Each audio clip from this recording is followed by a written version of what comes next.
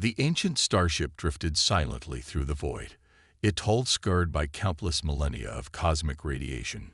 Chief archaeologist Zara Vektal stood at the observation deck of her research vessel, her four eyes fixed on the derelict craft that had caught her team's attention. Her crystalline skin shimmered with excitement as she studied the vessel's unusual design. "Preliminary scans complete, Chief," announced Tel Mary, her assistant, whose bioluminescent tentacles pulsed with a soft blue glow. "The ship's composition doesn't match any known civilization in our database. It predates our earliest records." Zara's ridge crest raised in interest. After 3 centuries of exploring the galaxy's mysterious ruins, she had thought she'd seen everything. But this was different. "Launch the probe drones. Let's see what secrets this ancient vessel holds." The drones, sleek machines designed for delicate archaeological work, glided toward the derelict ship. As they approached, dormant systems suddenly flickered to life, catching everyone by surprise. Ancient defense mechanisms, still operational after untold ages, scanned the drones before allowing them to proceed. "Impossible," whispered Kexlar, the team's technology specialist, his metallic exoskeleton clicking as he leaned forward. "The power systems are still functional. The engineering required for such longevity, it's beyond anything we've ever encountered." The drones transmitted their findings, and holographic displays materialized around the bridge crew. Strange symbols and diagrams filled the air, unlike any language or writing system known to modern galactic civilization. "Look at this," Tel Mary called out, her tentacles weaving complex patterns in excitement. "The ship's internal layout suggests its crew were bipedal, warm-blooded, and approximately 2 meters tall. But here's the fascinating part. They were carbon-based." Zara froze. Carbon-based bipeds. The implications were staggering. Such beings were thought to be merely legends, stories told to young ones about the mythical first ones who had supposedly seeded the galaxy with life. As the drones continued their exploration, they discovered preserved quarters, workstations, and what appeared to be a command center. But it was in the ship's data core that they found something truly extraordinary. "Chief," Kexlar's voice trembled with excitement, "we've managed to partially decrypt some of the ship's logs. You need to see this." The holographic display shifted, showing grainy recordings of the ship's original crew. Bipedal beings moved about their duties, their skin varying in shades of brown and pink, their heads crowned with strange filaments. They wore uniforms bearing a symbol, a circle of stars surrounding a stylized representation of a spiral galaxy. They called themselves humans. Kexlar explained, his processors whirring as they analyzed the data. And according to these logs, this wasn't just an exploration vessel. It was a seed ship, part of something called Project Diaspora. More data streamed in as the drones accessed deeper levels of the ship's memory banks. Star charts, scientific data, historical records, fragments of a civilization so vast and advanced it defied comprehension. The humans hadn't just been another spacefaring race. They had been masters of the galaxy, wielding technologies that bordered on the miraculous. But where did they go? Tel Mary wondered aloud, voicing the question on everyone's mind. Why would such an advanced species simply vanish? Zara was about to respond when an alert sounded. One of the drones had discovered a sealed chamber in the heart of the ship. As they watched through the drone's sensors, ancient mechanisms activated, and a door slid open with a hiss of preserved atmosphere. Inside, they found rows of pristine storage units, each bearing the same marking: a phoenix rising from flames, surrounded by text in the human language. But it was the pulsing light at the center of the chamber that drew their attention. A crystalline matrix hovering in a containment field, radiating energy patterns unlike anything they had ever seen. "It's some kind of artificial intelligence construct," Kexlar announced after scanning the device.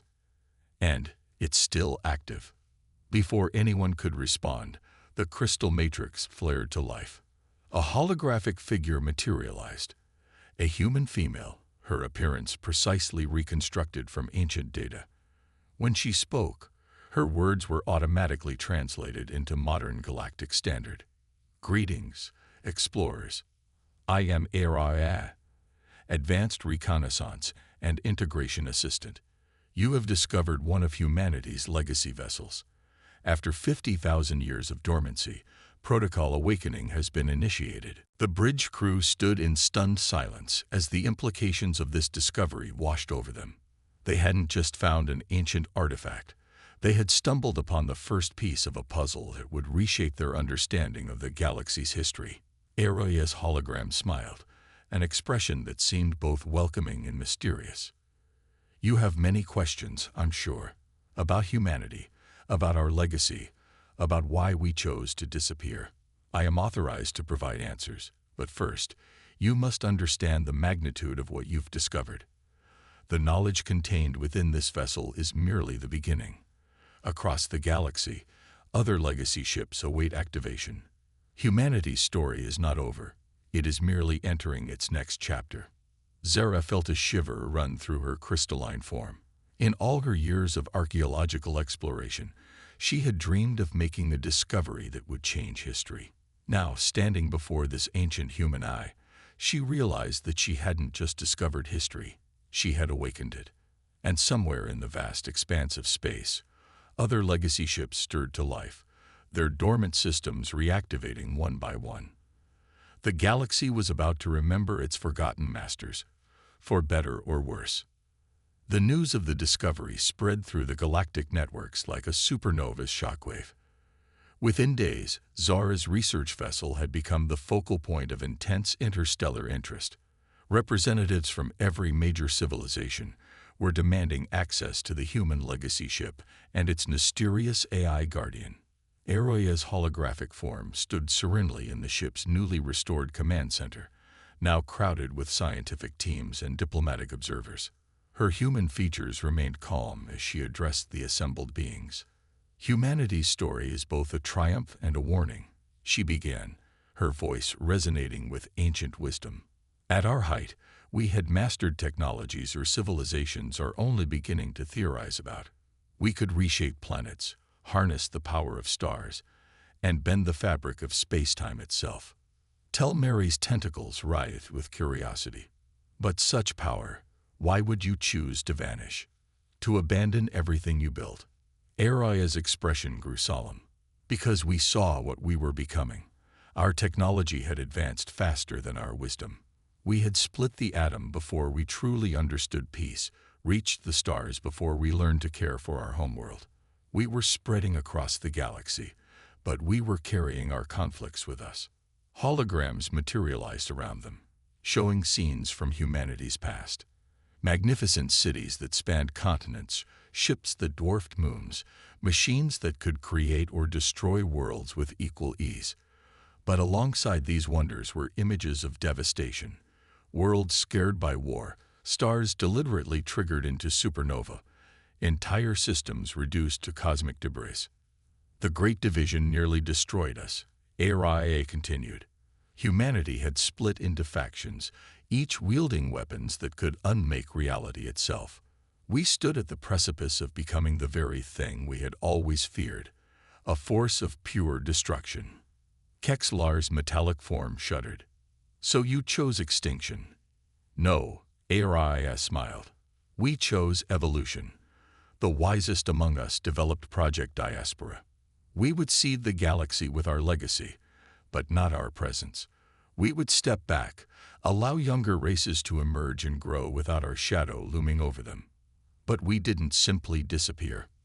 New holograms appeared, showing vast underground complexes, hidden stations in the hearts of nebulae, and massive ships like the one they had found, all preserved in perfect stasis. Across the galaxy, we left caches of our knowledge, our technology, and yes, even our people, sleeping in stasis, waiting for the right moment to return.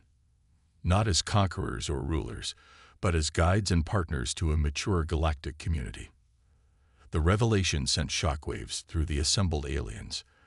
The implications were staggering. Humanity wasn't extinct, merely dormant, waiting for the galaxy to be ready for their return. But before anyone could process this information, alarms blared throughout the ship. Kexlar rushed to a control panel, his appendages flying over the interfaces. Multiple ships dropping out of hyperspace, energy signatures unlike anything in our records. Through the observation windows, they watched as reality seemed to tear itself apart. Massive vessels emerged from the dimensional rifts, their designs both beautiful and terrifying. They were clearly of human origin, but these were no preserved relics. These ships were active, crewed, and battle-ready. Araya's hologram flickered, her expression changing to one of concern. "No, it's too soon. They weren't supposed to wake yet." "Who?" Zora demanded, her crystalline form pulsing with anxiety. "Who wasn't supposed to wake?" "The preservers," Araya replied, her voice heavy with foreboding. "The faction that opposed Project Diaspora. They believe humanity should maintain its dominion over the galaxy, not step aside for younger races. We thought we had contained them all, locked them in deep stasis, but somehow." The massive ships took up attack positions around the legacy vessel. A transmission cut through all communication channels, and a new hologram appeared. A human male wearing an ornate uniform, his face bearing the cold determination of a zealot. "I am Admiral Marcus Chen of the Preserver Fleet," he announced, his voice carrying the weight of 50,000 years of sleeping anger. "We have awakened to find our galaxy overrun by lesser species, our great works forgotten, our destiny abandoned. This is unacceptable." His eyes swept across the assembled alien representatives, dismissing them with a glance. "Araya, you have fulfilled your purpose by preserving our legacy. Now it is time for humanity to reclaim its rightful place. The children have played among our ruins long enough. The true masters of the galaxy have returned." Zora looked at Araya, seeing genuine fear in the AI's holographic features. The legacy they had awakened was not just one of wonders and wisdom. It was also one of conflict and conquest. The galaxy's forgotten masters had returned, but they were divided, and their ancient war threatened to engulf all of modern civilization in its fire. The Preserver Fleet's arrival had turned the peaceful research mission into a powder keg. Admiral Chen's ships maintained their attack positions, their weapon systems humming with enough power to reduce the entire sector to subatomic particles. "You cannot seriously intend to subjugate the entire galaxy," Araya addressed Chen, her holographic form standing tall despite her obvious concern. "Humanity chose to step back for a reason. We nearly destroy ourselves and everything else." Chen's laugh was cold and sharp as a blade. "The weak chose to step back. The visionaries among us saw the truth. The galaxy needs order, guidance, firm leadership. Look at what these younger races have done with our legacy. They fumble with fragments of our technology like children playing with their parents' tools." Zara stepped forward, her crystalline form glowing with defiance. "We have built our own civilizations, developed our own technologies. We are not children to be ruled."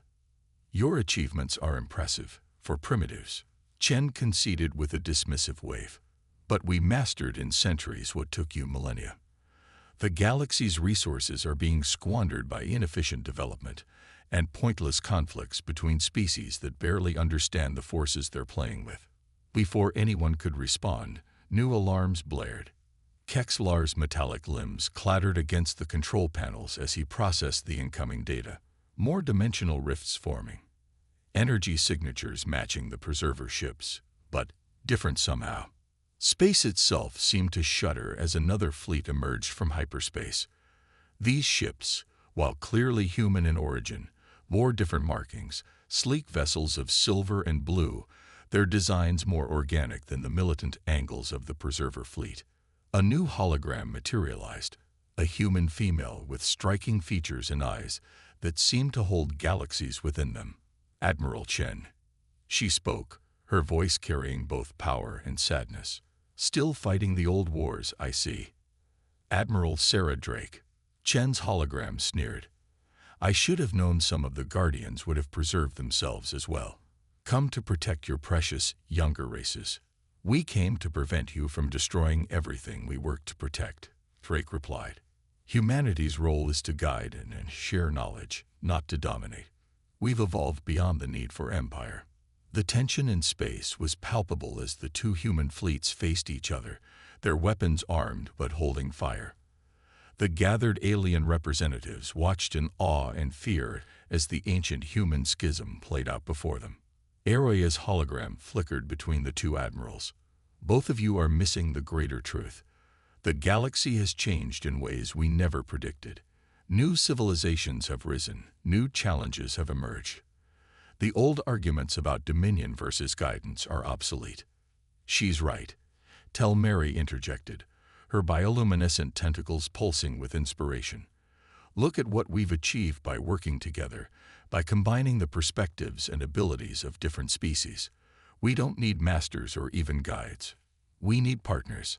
Suddenly, Kexlar's sensors detected something that changed everything. Multiple quantum anomalies detected at the galaxy's edge. They're like nothing in any database, human or modern. The holograms shifted to show a terrifying sight. Massive structures were appearing at the galaxy's rim, geometric shapes that seemed to deny the laws of physics, trailing tendrils of dark energy that consumed everything they touched. The inverse, Araya whispered, genuine fear in her voice. They're what we were preparing for, the real reason behind Project Diaspora. We knew they were coming, but we couldn't face them as we were, divided, corrupted by power. That's why we needed to step back, to allow new perspectives, new ways of thinking to emerge. Admiral Chen's expression had changed, the arrogance replaced by grim recognition. The great enemy. Our long-range sensors detected them 50,000 years ago. We thought the preservers could stand against them alone. But we can't. Admiral Drake finished. None of us can. Not the preservers, not the guardians, not the modern civilizations. This threat requires something unprecedented. True unity, not just between human factions, but between all sapient species. The ancient human warships faced each other for a long moment. Then, slowly, their weapons powered down. The galaxy's forgotten masters had returned to find their home changed, occupied by new civilizations they never expected. But they had also returned just in time to face a threat that would require every shred of human ingenuity and alien innovation to survive. As the inverse continued their approach, consuming entire star systems in their wake, the assembled representatives of the galaxy's past and present faced a choice: unite or perish. The legacy of humanity would not be one of dominion or guidance, but of partnership in the face of extinction itself. The next 48 hours saw the greatest gathering of civilizations in galactic history. The Legacy ship's command center had been transformed into an emergency war room, where representatives from every major species worked alongside the awakened humans to understand and counter the inverse threat. Admiral Chen stood before a holographic display of the advancing inverse structures, his previous arrogance replaced by focused determination. These entities don't just destroy matter, they unmake reality itself. Each of those geometric forms is like a cancer in the fabric of spacetime. Our preliminary scans match what we're seeing in the ancient human data. Kexlar reported, his metallic form interfacing directly with both human and modern systems. They're converting normal matter and energy into something else, some form of exotic material that our sensors can barely detect. Admiral Drake nodded grimly. This is why we created Project Diaspora. We knew humanity alone, even at the height of our power, couldn't defeat them. We needed new perspectives, new ways of thinking that could only come from entirely different forms of life. Zera's crystalline form pulsed with sudden insight, like how my people perceive quantum states directly through our crystalline structure, or how Telmeri's species can manipulate bioelectrical fields naturally. Exactly, Araya confirmed. Each species in this galaxy evolved different approaches to understanding and manipulating reality. The inverse can't be defeated through raw power alone. They require a solution that combines multiple perspectives and technologies. The command center erupted in activity as each species contributed their unique insights. The crystalline beings could perceive quantum fluctuations in the inverse's wake that others missed.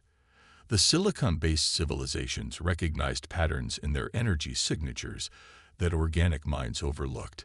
The energy beings could sense disturbances in fundamental forces that even human sensors couldn't detect. "Look at this," Tel Mary called out, her tentacles weaving complex patterns as she manipulated a holographic model. "When we combine the crystalline being's quantum readings with our bioelectrical analysis, a pattern emerges. The inverse aren't just consuming reality. They're transforming it into something their own physics can inhabit." Admiral Chen studied the pattern intently. "They're terraforming the galaxy to match their own universe's laws of physics. No wonder our weapons had no effect. We were trying to fight them with rules they don't follow." "But that's their weakness," Admiral Drake realized, her eyes lighting up. "They have to transform our reality before they can exist in it. If we can disrupt that transformation process, we can prevent them from establishing a foothold in our space." ARIA finished, but it would require precisely coordinated attacks using multiple forms of physics and energy that don't normally interact. The gathered representatives looked at each other, ancient humans and modern aliens alike understanding the magnitude of what they faced. They would need to combine technologies that were never meant to work together, coordinate species that had evolved in completely different contexts, and trust each other with knowledge that could reshape or destroy civilizations. "The preservers will contribute our militant technology," Chen declared, surprising everyone. "Our weapons may not harm the inverse directly, but they can create the conditions other species need to work their own methods. The Guardians will provide our dimensional manipulation technology," Drake added. "Combined with the modern species' unique abilities, we might be able to create zones where our physics remain dominant." Zara stepped forward, her crystalline form glowing with determination. "My people will share our quantum manipulation techniques. We've hidden their full potential for millennia, fearing they would be misused. But now," one by one, representatives from each civilization pledged their species' unique knowledge and capabilities. Ancient human technological marvels would be combined with evolutionary adaptations that had taken millions of years to develop.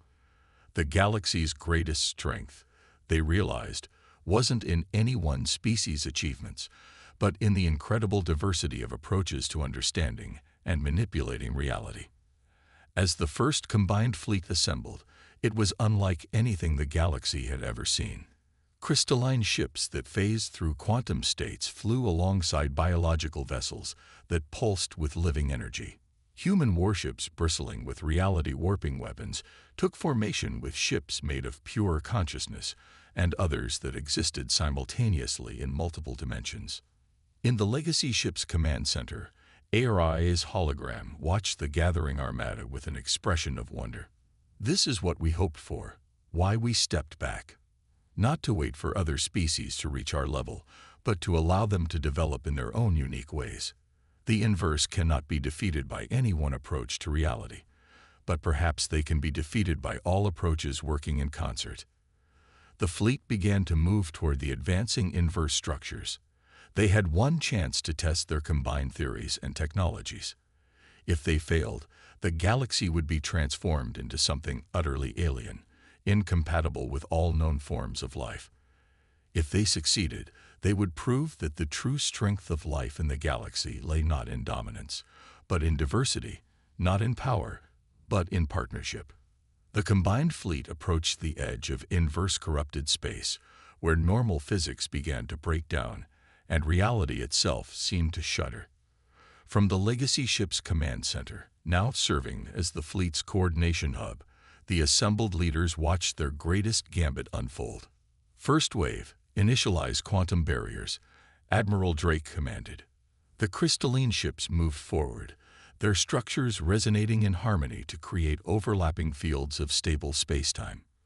Behind them, Tel Mary's species vessels pulsed with bioelectrical energy, reinforcing the quantum barriers with living force fields that adapted to the inverse's attempts to corrupt them.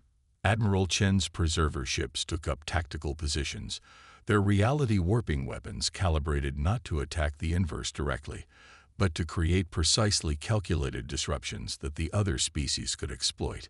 Dimensional anchors active, he reported, his earlier hubris replaced by professional focus, creating stability points for the modified physics. The inverse structures responded to their approach, their geometric forms shifting in ways that hurt to look at, trailing tendrils of anti-reality that probed the fleet's defenses. But where these tendrils met the combined defensive screen, they found not one form of physics to corrupt, but many, each reinforcing the others in ways that even the inverse couldn't easily unravel. Theory confirmed, Kexlar announced, his metallic form processing data from 1,000 different sensors. The inverse can't transform multiple overlapping forms of reality simultaneously. They have to break each one down separately. Then let's give them more than they can handle, Zara declared. Her crystalline form pulsed as she coordinated with her people's ships. Quantum multiplication initiating. What followed was a battle unlike any in galactic history. The crystalline beings created quantum duplicates of key vessels, while energy beings infused these duplicates with real power. Biological ships adapted their living shields to each new attack, while silicon-based vessels calculated and implemented countermeasures faster than organic minds could think. At the heart of it all, human technology provided the framework that allowed these wildly different approaches to work together. Aria's consciousness spread through the fleet's networks, coordinating the timing of reality-reinforcing pulses from 1 million different sources. Look! Tel Mary's tentacles waved in excitement. The inverse structures, they're losing coherence. Indeed, where the combined fleet pressed forward, the geometric horrors began to flicker and destabilize, unable to corrupt all the different forms of physics being thrown at them simultaneously. The inverse structures started to lose their hold on normal space. Now, Admiral Drake commanded, all ships implement Protocol Unity. Every vessel in the fleet activated their primary weapons simultaneously. Crystal ships fired beams of pure quantum probability. Biological vessels released bursts of living energy. Silicon ships projected mathematically perfect destruction. Energy beings channeled pure consciousness as a weapon, and the human ships tied it all together with technology that had waited 50,000 years to serve its true purpose. The combined attack struck the nearest inverse structure. For a moment, nothing seemed to happen. Then reality itself seemed to scream as the impossible geometry began to collapse in on itself. The structure, unable to maintain its hold on our universe, imploded into a singularity of its own corrupted physics. One down, Chen said grimly. But there are thousands more, and we've revealed our strategy. No, Ariya corrected, her hologram smiling. We've revealed one strategy. Thanks to our combined perspectives, we have thousands more. The inverse adapts by corrupting and transforming what it encounters. But life in this galaxy has evolved too many different ways to exist, too many different approaches to reality. They cannot adapt to everything at once. Over the next several weeks, the combined fleet refined and varied their tactics. Sometimes they used crystalline quantum manipulation, sometimes biological adaptation, sometimes silicon precision, sometimes energy being transcendence, and sometimes human technological might. Each time, they presented the inverse with a different combination of physics and approaches, never giving them time to adapt to any one method. Slowly but surely, the inverse were driven back. Where they retreated, they left behind regions of partially transformed space, wounds in reality that would take millennia to heal. But they could be healed, and more importantly, they could be contained. Finally, after what seemed like an eternity of battle, the last inverse structure was forced back through the dimensional rift it had created. The combined fleet sealed the breach using their gathered knowledge, weaving multiple forms of physics together to create a barrier the inverse couldn't easily break through. In the aftermath, as the fleet returned to normal space, the gathered species found themselves changed by the experience. The humans, both preservers and guardians, had learned that true strength came not from technological superiority, but from diversity and cooperation. The younger races had gained confidence in their own unique approaches to understanding the universe. So what happens now? Zar asked, looking at the assembled human leaders. Will you reclaim your place as rulers of the galaxy? Admiral Chen shook his head, sharing a knowing look with Admiral Drake. No. We've learned what our ancestors knew. The galaxy doesn't need rulers. It needs partners. Project Diaspora will continue, Drake announced, but with a new purpose. Instead of waiting for the right moment to return, we'll wake our sleeping brothers and sisters gradually, integrating them into this new galactic society, not as masters or even teachers, but as equals, each with something to contribute, each with something to learn. Aria's hologram smiled. Humanity's greatest legacy wasn't our technology or our power. It was learning when to step back, when to let others find their own path. And now, perhaps, we've all learned an even greater lesson, that the path forward is one we can only walk together.